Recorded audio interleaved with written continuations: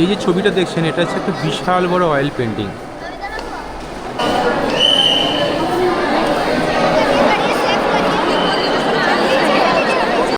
নমস্কার বন্ধুরা, তো রোভার্স ব্লকের আরও একটি পর্বে আপনাদেরকে স্বাগত।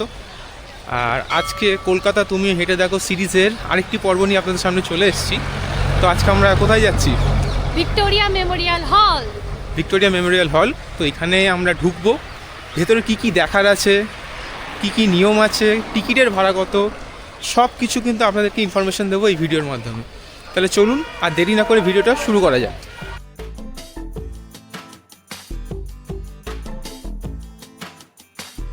বর্তমানে ভিক্টোরিয়া মেমোরিয়ালে পৌঁছানো আরও সুবিধার হয়ে গেছে যবে থেকে হাওড়া এবং শিয়ালদা লাইনে মেট্রো চালু হয়েছে। তাই হাওড়া বা শিয়ালদা যেখান থেকে আসুন না কেন, প্রথমে আপনারা নামবেন স্প্ল্যানেডে, তারপর সেখান থেকে চেঞ্জ করে ব্লু লাইনের মেট্রো ধরে নামবেন ময়দান স্টেশনে। এছাড়া হাওড়া বা শিয়ালদা থেকে ধর্মতলা বা স্প্ল্যানেডের বাস ধরেও আপনারা ভিক্টোরিয়া পৌঁছতে পারেন। তবে আমার মতে মেট্রোতে আসা সবচেয়ে সুবিধাজনক এবং সময়ও অনেক কম লাগে। এই ময়দান স্টেশনে পৌঁছানোর ভাড়ার লিস্টটা আমি স্ক্রিনে আপনাদের জন্য তুলে ধরছি। আপনারা বেরোনোর সময় ময়দানের 1 নম্বর গেট দিয়ে বেরোবেন, এটাই কিন্তু মেন গেট। আর গেট দিয়ে বেরিয়ে এই যে দেখুন যে রাস্তাটা, এই দিকটা সোজা চলে আছে পার্ক স্ট্রিটের দিকে, এটা দিয়ে ময়দানে যাওয়াও যায়। আর আমরা যাব হচ্ছে এই সাইডটা দিয়ে।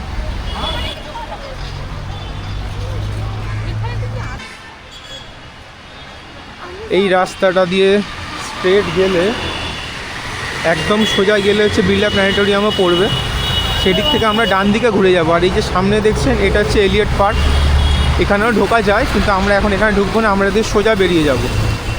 আর শীতকাল মানে বুঝতেই পারছেন প্রচণ্ড কুয়াশা, আজকে তো রোদও ওঠেনি সেরকমভাবে, তাই জন্য কুয়াশাটা আরও বেশি বেটার বোঝা যাচ্ছে। এই যে দেখুন 3 মাথার মোড়ে এসছি, এখানে একটা দেওয়াও রয়েছে। তো একদম সোজা গেলে হচ্ছে এসএসকে বা রবীন্দ্র সদন যেটা পড়বে। আর এই দিকটা দিয়ে যাব, এদিকে হচ্ছে আমাদের ভিক্টোরিয়া। আর 3 মাথার মোড়ের ঠিক অপোজিট পারে ওই দিকটা হচ্ছে বিড়লা প্ল্যানেটোরিয়াম, আর ওই সাইডটায় গেলে আর একটু এগিয়ে গেলে ওই দিকটাতে হচ্ছে সেন্ট ক্যাথিড্রাল চার্চ। তো আমি এগুলো বলে দিলাম, এখন আমরা এই সাইডটা দিয়ে এগোবো ভিক্টোরিয়ার দিকে, কিন্তু রাস্তাটা পার হয়ে যেত, কারণ ভিক্টোরিয়াটা অ্যাকচুয়ালি ওই পারে। এই যে রাস্তাটা পার করে নিলাম, ওই পার থেকে এপারে চলে এলাম। এইবারে আমরা এই দিক থেকে এই ফুটটা ধরে সোজা বেরিয়ে যাব, সামনের দিকে 5 মিনিট মতো হাঁটা।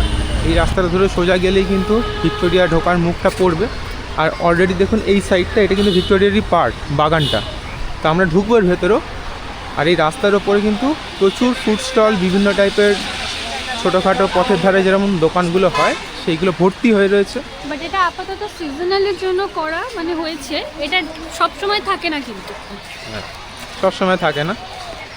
তো দেখা যাক, এগিয়ে যাই সামনের দিকে। দেখুন এসে পড়েছি আমরা ভিক্টোরিয়ার একদম সামনে, এটা হচ্ছে মেন গেট। আর এই দিকে হচ্ছে টিকিট কাউন্টার, আমরা টিকিট কাটতে যাব। দেখুন বিশাল বড় লাইন পড়ে গেছে অলরেডি, আমি মিমিকে লাইনে দাঁড় করিয়ে এসেছি, আপনাদেরকে জাস্ট এটা দেখাচ্ছি এদিক থেকে। আর এই যে ঠিক দেখুন এর অপোজিটে এই হচ্ছে ময়দান, এই সাইডটা এটা হচ্ছে ময়দান এরিয়া।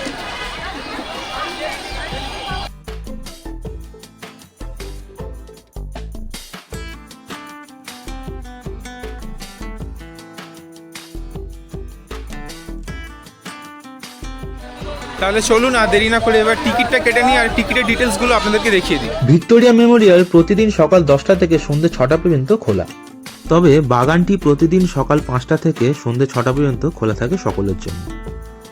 এখানে যদি শুধু বাগানে ঘোরার টিকিট কাটেন তবে আপনাদের লাগবে জনপ্রতি 30 টাকা করে। বাগান প্রতিদিনই খোলা থাকে। তবে ভিক্টোরিয়া মিউজিয়ামে যদি টিকিট কাটেন তবে সেক্ষেত্রে বাগান ও মিউজিয়াম মিলিয়ে জনপ্রতি পড়বে 50 টাকা করে। মিউজিয়ামটা সোমবার এবং নির্দিষ্ট হলিডেতে বন্ধ থাকে। তবে টিকিট কাউন্টার বিকেলে 5:30 পর্যন্তই খোলা। এছাড়া আপনারা এখানে বার্ষিক টিকিটও কাটতে পারবেন। তবে 3 বছর পর্যন্ত বয়সী শিশু, প্রতিবন্ধী ব্যক্তি, স্কুলের স্টুডেন্ট, ভারতীয় সেনা ও নৌসেনা ইত্যাদির সাথে যুক্ত যারা, তাদের ক্ষেত্রে টিকিট লাগে না। এই যে দেখুন আমরা টিকিট কেটে নিয়েছি, এখানে 50 টাকা করে নিল, যেহেতু আমরা বাগান আর মিউজিয়াম দুটোই দেখবো। তো এবারে সামনে এই যে সামনে হচ্ছে সিকিউরিটি চেকিং গার্ড যেটা রয়েছে, ওইখানে আমরা টিকিটটা দেখিয়ে ঢুকবো। এই যে দেখুন প্রবেশ বলে লেখা আছে, এই সাইডটা দিয়ে হচ্ছে আমাদেরকে ঢুকতে হবে টিকিট দেখিয়ে। তো চলুন ঢুকে পড়ি এবার। আমরা গেট দিয়ে ভেতরে ঢুকে পড়েছি। আর এর সামনে দেখুন এই যে ব্যাগেজ বলে যেখানে লেখা রয়েছে, এখানে কিন্তু আপনারা আপনাদের ব্যাগ ফ্রিতে রাখতে পারবেন। আর এইখান থেকেই কিন্তু পুরো ভিক্টোরিয়ার বাগান শুরু হচ্ছে। এই দেখুন আজকে প্রচণ্ড ভিড় রয়েছে যেহেতু রবিবার। এই গেট দিয়ে ঢুকলেই লেফট সাইডে এইখানে দেখুন আপনারা দেখতে পাবেন যে এর ভেতরে কি কি জিনিস অ্যালাউড নয়। আপনারা চাইলে পজ করে ভিডিওটা দেখে নিতে পারেন এটা ভালো করে। আর এর ঠিক পাশেই দেখুন আরেকটু এগিয়ে গেলে আরও বেটার করে এখানে প্রহিবিটেড আইটেমস কী কী রয়েছে সেগুলো দেখার মানে এখানে দেওয়া রয়েছে। যেমন কোনো অস্ত্রশস্ত্র হতে পারে, টুলস হতে পারে, রং, মাদকদ্রব্য, ঠিক আছে, বড় ভিডিও ক্যামেরা, দাহ্য পদার্থ, তারপর এইদিকে পশু খাওয়ানো বিস্ফোরক কিছু জিনিস, মাইক্রোফোন বা লাউড স্পিকার কিছু, এখানে ড্রোন ক্যামেরা ওড়ানো নিষিদ্ধ রয়েছে। আর এখানে বাগানে এই যে দেখুন এই যে ফুলগুলো যেগুলো রয়েছে এইগুলো তোলা বারণ রয়েছে। এখানে ধূমপান নিষিদ্ধ রয়েছে আর খেলাধুলা কোনো কিছু করা যাবে না। আর রান্না বান্না করা কোনো খাবার সেগুলো কিন্তু এখানে আনা নিষিদ্ধ রয়েছে। তো এইগুলোকে একটু মাথায় রেখে আপনারা এখানে ঢুকবেন। আমি এটার একটা জুম আউট করে দেখাচ্ছি আপনাদেরকে, আপনারা একটু দেখে নিন ভালো করে। এইখানে দেখুন বাগান চত্বর এখান দিয়ে স্টার্ট হচ্ছে, পুরো জায়গা জুড়ে পুরোটাই বাগান। এখানে বসার জায়গা রয়েছে, মানুষজন এসে এখানে বসে রয়েছেন, খেলাধুলো করছেন, ঠিক আছে। সামনে কি সুন্দর ফুলের বাগান, এখানে সুন্দর করে ফুল দিয়ে সাজানো। আর এই সামনে হচ্ছে ভিক্টোরিয়া মেমোরিয়াল, ওই দিকটাতে যাবো। আর এই যে বাগানটা দেখছেন এটা কিন্তু ঘেরা, এখানে কিন্তু ঢুকতে দেওয়া হয় না, এই সামনেটা।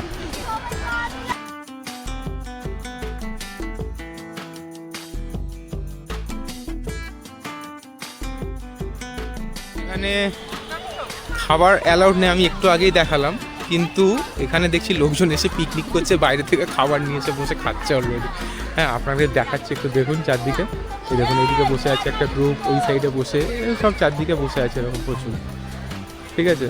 সুতরাং এই নিয়মটা বোধহয় একটু রিল্যাক্সেশন রয়েছে এই মুহূর্তে, যেহেতু এখন নিউ ইয়ারের টাইম, সবাই এসে আনন্দ করছে, হয়তো সেই জন্য, আমি ঠিক জানি না।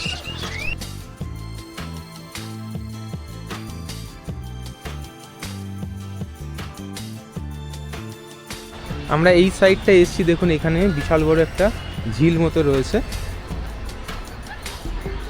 কি সুন্দর। এখন যদিও কুয়াশার জন্য দেখুন দূরটা পুরো কুয়াশা, ওই সাইডটা পুরো কুয়াশা বোঝা যাচ্ছে আজকে। আর এই দিকে হচ্ছে দারুণ ভিউ ভিক্টোরিয়ার। তা আমরা ওই দিকটায় যাবো, এইখান থেকে ওই দিকেই যাবো এখন। আচ্ছা, আমরা এই দিক থেকে এইবারে মেইন যে মিউজিয়াম রয়েছে যে দিকটা ভিক্টোরিয়ার, সেই দিকটায় যাবো। এটা দিক গিয়ে এই সাইডটা, এই যে এই দিকটা, এখন ওই দিকেই যাচ্ছি। চলুন এবারে এই দিকে যাওয়া যাক। ভিক্টোরিয়া মেমোরিয়ালের সামনেই এই যে দেখেন স্ট্যাচুটা আছে কুইন ভিক্টোরিয়া। এইখানে সামনে অনেকগুলো সিঁড়ি রয়েছে বটে, কিন্তু সিঁড়ির ওপরে ওঠা কিন্তু নিষিদ্ধ, সেই জন্য সামনে থেকে দাঁড়িয়ে ছবি তোলা যাবে, কিন্তু বেশি ওপরে ওঠা যাচ্ছে না। এখানে দেখুন দড়ি দিয়ে আটকানো রয়েছে ওই কারণে, সেই জন্য সবাই দেখুন সামনে দাঁড়িয়ে সেলফি তুলছে, ছবি তুলছে। এই যে দেখুন দড়ি দেওয়া আছে, তো এর ওপরে যাওয়া যাবে না।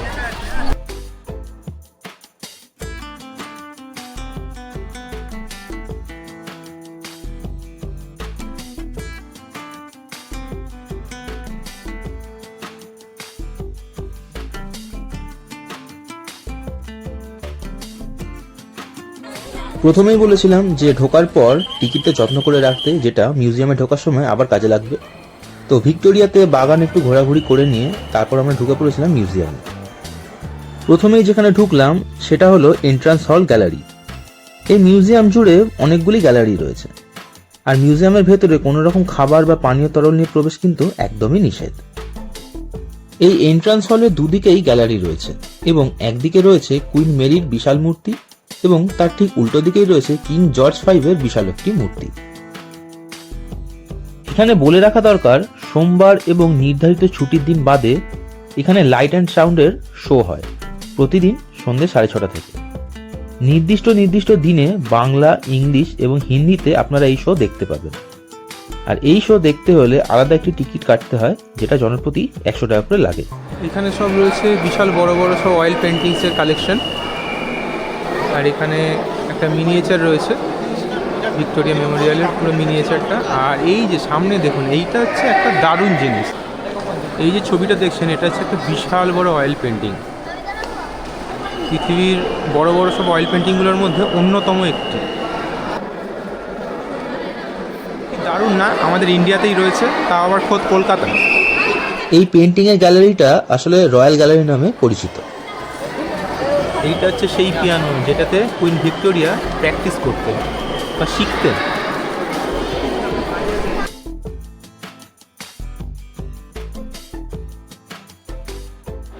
এইটা হচ্ছে জ্যাকেট তাঁতিয়া টুপি। তাঁতিয়া টুপির এই জ্যাকেটটি আপনারা পেন্টিং গ্যালারি থেকে বেরোনোর সময় বাম হাতেই দেখতে পাবেন। এদিক থেকে বেরিয়ে এইবারে আমরা যাব হচ্ছে এই সাইডটায়। চলুন দেখা যাক এদিকে কি আছে। এবারে যে গ্যালারিতে আমরা এলাম এটা হলো কুইন্স হল বা সেন্ট্রাল হলও বলা হয়, যেটা ভিক্টোরিয়া মেমোরিয়ালের একদম মধ্যিখানে অবস্থিত।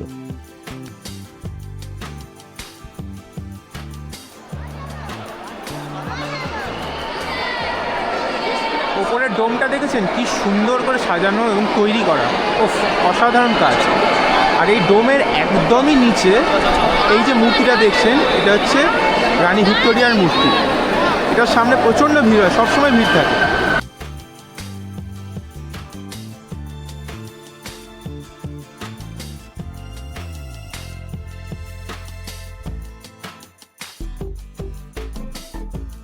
এইখানে বেশ কিছু তলোয়ারের কালেকশন রয়েছে, সব মারাঠাদের সব তলোয়ার বিভিন্ন টাইপের রয়েছে, বিভিন্ন নামও লেখা রয়েছে এখানে দেখতে পাবেন আপনারা। আর এইটা হচ্ছে ওয়ারেন হেস্টিংসের চেয়ার, আইভরি চেয়ার, এটা আইভরি দিয়ে তৈরি। এই সব জায়গাগুলো ঘুরে দেখতে দেখতে যখন হাঁপিয়ে যাবেন তখন এরকম বসার জায়গাও কিন্তু এখানে রয়েছে, বিভিন্ন জায়গা, ওই সাইডেও রয়েছে, ওইদিকে রয়েছে এবং চারদিকে ঘুরিয়ে ঘুরিয়ে রয়েছে। প্রচণ্ড ভিড় আজকে এখানে, এত ভিড় রয়েছে ওই জন্য এখানে সিকিউরিটি ভিড় ম্যানেজমেন্টের জন্য চেষ্টা করছেন, ক্রাউড ম্যানেজমেন্টের জন্য উনি বারবার অ্যানাউন্স করছেন এগিয়ে যেতে বা এক জায়গায় না দাঁড়াতে।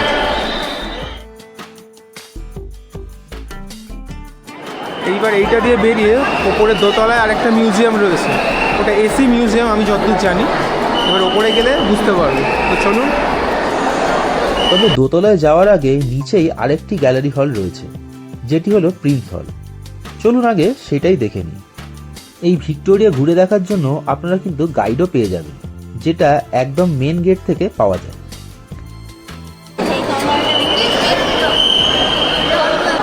এটা হচ্ছে ফরাসি কামান, দেখুন এখানে ডিটেলস লেখা আছে।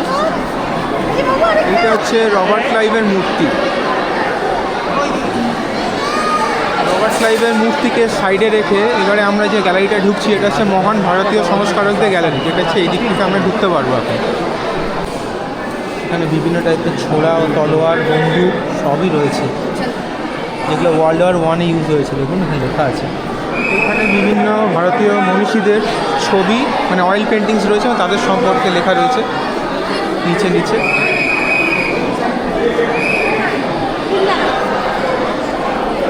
এই গ্যালারিটা বেশ বড়, এখানে আরও অনেক মনীষীদের ছবি রয়েছে, দেখুন দেখতেই পাবেন এখানে।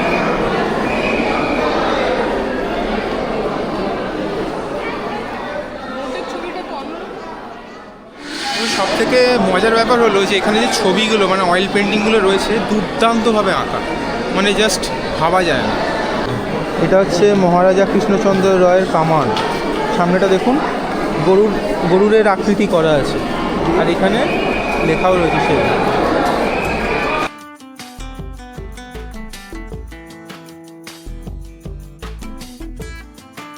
এখানে একদম বাম দিক থেকে গেলে দেখতে পাবেন বিদ্যাসাগর মহাশয় ব্যবহৃত কাঠের লাঠি, কালির দোয়াত, তার পাশেই রয়েছে নেতাজির ব্যবহৃত ফাউন্টেন পেন, এবং একদম ডান দিকে দেখতে পাবেন প্রিন্স দ্বারকানাথ ঠাকুরের ব্যবহৃত রূপোর সুগন্ধি পাত্র বা পারফিউম পট যাকে বলা হয়। এটি হলো ওয়াস 24 ইঞ্চ থিওডোলাইট বা সহজ ভাষায় বললে তখনকার এক ধরনের টেলিস্কোপ, যেটি ক্যাপ্টেন ওয়ার নির্দেশে তৈরি হয় 1843 সালে। এখানে দেখুন কত বন্দুক রয়েছে যেগুলো ওয়ার্ল্ড ওয়ার 1 ইউজ করা হয়েছিল।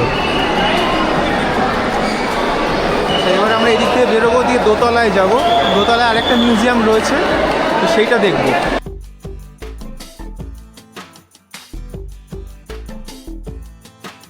এই যে আমরা এদিক দিয়ে ঢুকলাম, আর এখানে দেখুন চারদিকে মোটামুটি এয়ার কুলার লাগানো আছে, 24 ডিগ্রিতে করা। এখন যদি শীতকাল তাই এখানে এখন মনে হচ্ছে গরম। আর এইখানে হচ্ছে একটি বিশাল বড় রাইফেল রয়েছে।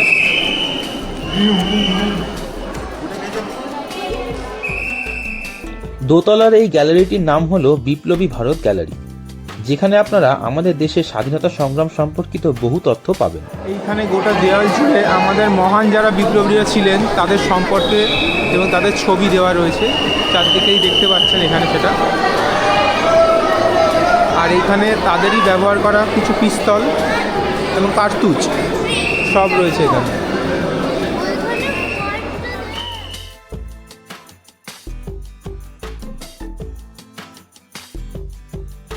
এইখানে এলে দেখতে পাবেন আমাদের ইতিহাসের পাতা থেকে প্রত্যেকটা ঘটনা এখানে তুলে ধরা হয়েছে, যে ইউরোপের নেটওয়ার্ক কীভাবে তৈরি হয়েছিল, গাদার পার্টি, ঠিক আছে, তারপর হচ্ছে কোমাগাটা মারু ইনসিডেন্ট, এগুলো সব পরপর এখানে দেখানো হয়েছে এবং এগুলোর সাথে যারা যারা জড়িত ছিলেন তাদের সম্পর্কে এখানে দেওয়াও রয়েছে এবং তাদের ছবি তো রয়েছে।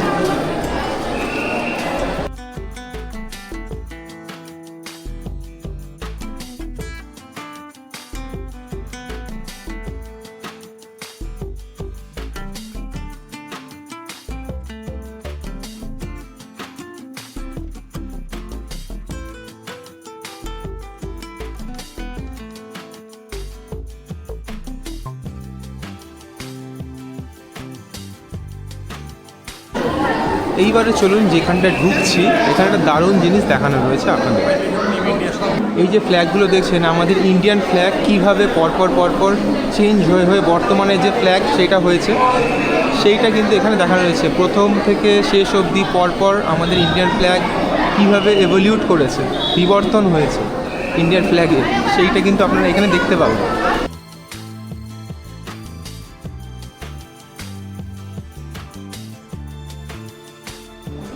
এই হচ্ছে স্বাধীনতার লড়াইয়ে আমাদের ভারতীয় নৌসেনা 1946 সালে কীভাবে লড়াইটা করেছিলেন সেটার ছবি। আর এখানে সেলুলার জেলের ছবি রয়েছে যেটা আন্দামান দ্বীপপুঞ্জে রয়েছে। এখানে চট্টগ্রাম অস্ত্রাগার লুণ্ঠনের সম্পর্কে দেওয়া রয়েছে। আচ্ছা, এই জায়গাটা দেখুন, এখানে একটা স্ক্রিন রয়েছে। এই স্ক্রিনে আপনার সামনে দাঁড়ালে, স্ক্রিনের সামনে আপনি কোন বিপ্লবীর মতো দেখতে বা কার মুখের সাথে আপনার ম্যাচ রয়েছে সেটা এখানে দেখায়। এই মুহূর্তে মনে হয় বন্ধ রয়েছে। এইবারে চলুন আমরা যেদিকটায় যাচ্ছি ওখান থেকে একটা ভিউ আপনাদেরকে দেখানোর চেষ্টা করছি। অলরেডি দেখতে পাচ্ছেন যে জায়গাটা কেন এত ফেমাস, ভিড়টা দেখে বুঝতেই পারছেন, তাও দেখানোর আমি চেষ্টা করব।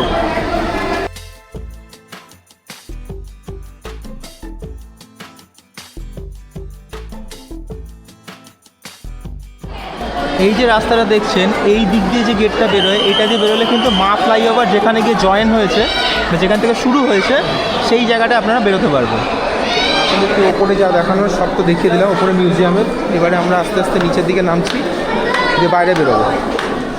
এইখানে সামনে একটা কামান রয়েছে, আর এইদিকে যে ভিউটা আমি একটু জুম করে দেখানোর চেষ্টা করছি আপনাদের।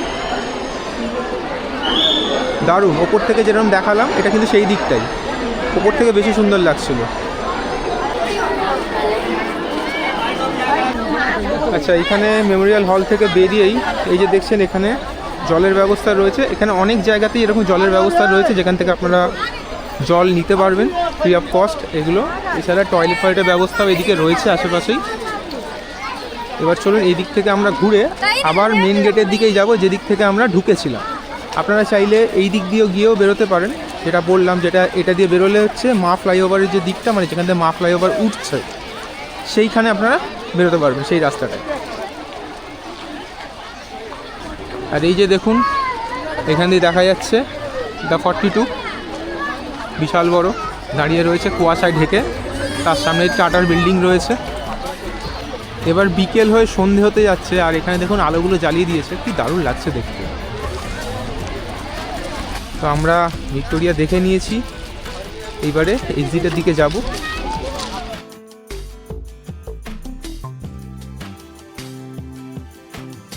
তাহলে এই ছিল একদিনে ভিক্টোরিয়া ঘুরে দেখার সম্পূর্ণ তথ্য। আশা করি ভিডিওটি আপনাদের ভালো লেগেছে এবং উপকারেও লাগবে। যদি ভালো লেগে থাকে তাহলে একটা লাইক অবশ্যই করবেন এবং নিজের বন্ধু ও পরিবারের সাথে শেয়ার করতে ভুলবেন না। আর যদি এই চ্যানেলে নতুন হয়ে থাকেন তবে চ্যানেলটিকে অবশ্যই সাবস্ক্রাইব করে নিন এরকম আরও তথ্যপূর্ণ ভিডিও পাওয়ার জন্য, এবং বেল আইকনে ক্লিক করতে ভুলবেন না। তাহলে দেখা হবে পরের পর্বে। ততদিন সবাই সুস্থ থাকুন, ভালো থাকুন। Happy rovers. নমস্কার।